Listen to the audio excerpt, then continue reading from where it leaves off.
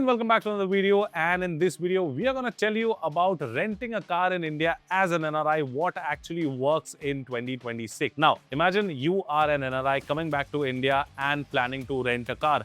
Now, you might think that the process is pretty simple. You land at the airport, you show your driving license, pay the rental amount, take the keys and just drive away. But there are actually quite a few things that you need to know before you book a car in India. Now, can you drive with your foreign driving license? Whether you need an international driving permit? What documents will the rental company ask for? How much deposit will you have to pay when you rent a car? What about the insurance? What about the Fastag, tolls and traffic fine? And most importantly, is self-driving really worth it in India? So in this video, we are going to answer all of these questions and tell you what actually works if you are an NRI and planning to rent a car in India in 2026. Now, let's start with the most important thing, your driving license. Now, if you're coming to India with a driving license issued at another country, don't simply assume that your foreign license alone will be accepted anywhere. The requirements can depend on your license, on your circumstances, and the rental company's own policies. Now, in some situations, an international driving permit or IDP can also be required or requested.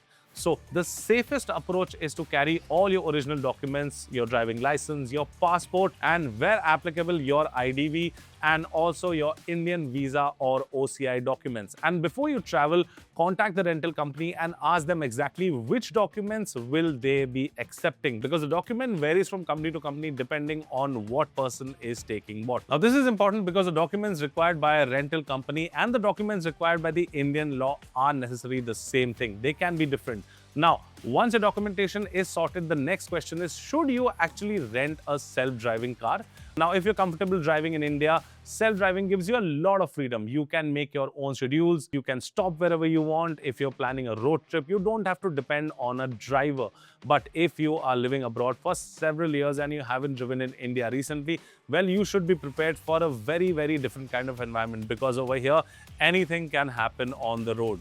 People do definitely follow rules, but yeah, sometimes people definitely overtake you and pass you in a very deadly way. That is really, really risky. So yeah, it is up to you whether you want to drive over here or not. Now, you can check out some videos on the driving conditions in India before you rent a car over here.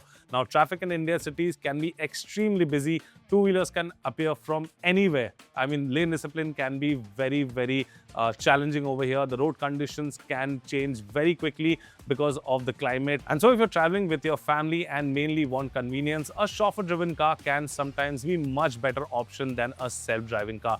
But if you enjoy driving and you're planning to do a road trip, now self-driving can be a great way to explore India.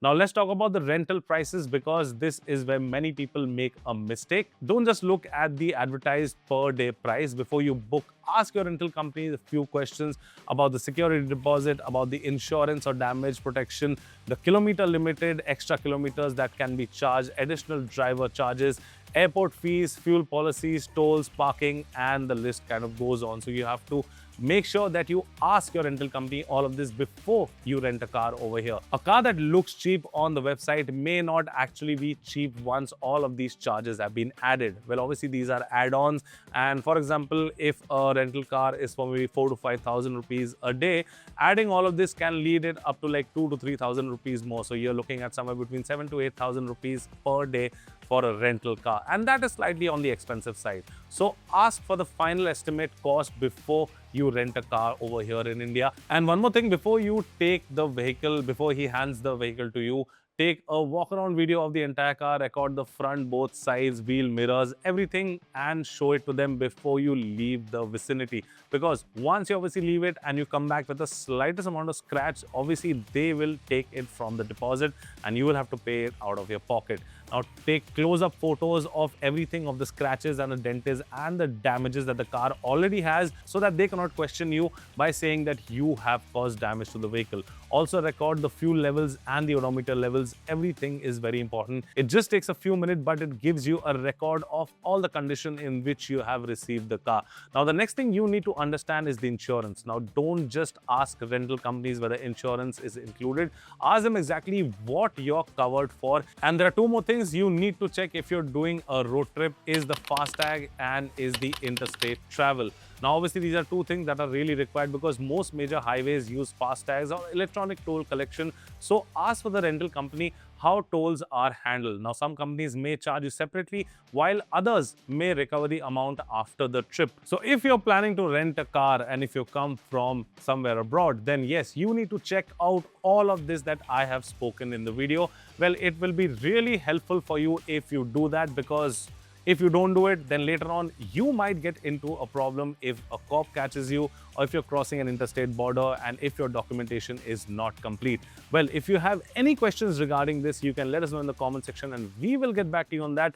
Until then, I'm Promit signing out. See you next time. Thank you so much for watching. Take care, be safe and drive safe.